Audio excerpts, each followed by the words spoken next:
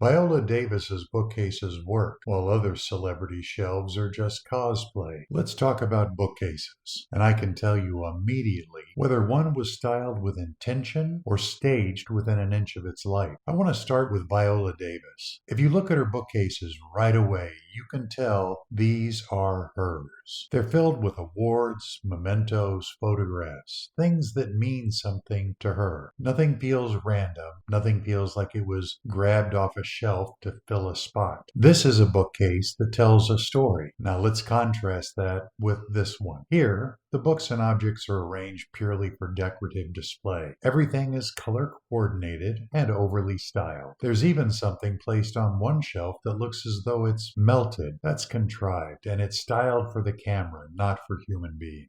That brings me to Chrissy Teigen's breakfast room. These shelves are filled with stuff, not memories, not meaning, just stuff. The books are wrapped in white paper, which is a dead giveaway that they're not to be treasured, read, or enjoyed. This bookcase could belong to anyone or no one. There's zero personality here. By removing personal artifacts, the bookcase achieves a disciplined, gallery-like presence where luxury objects replace memories. Now, before someone jumps into the comments, that yes, sometimes I purchase very inexpensive accessories, but they serve as placeholders.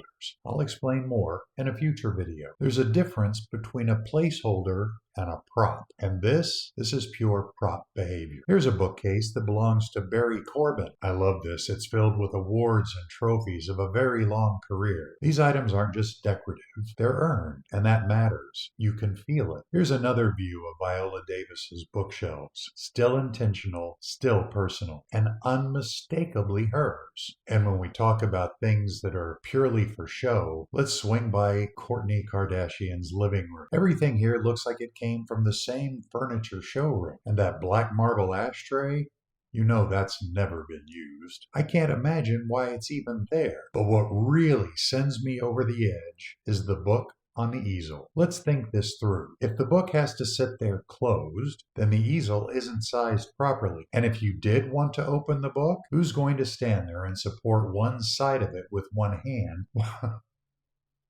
while you turn the pages with the other? The price tag for this limited edition book and stand, $8,000. It's not even leather. These, believe it or not, I used to do green screen work as a weatherman. Still kind of awkward.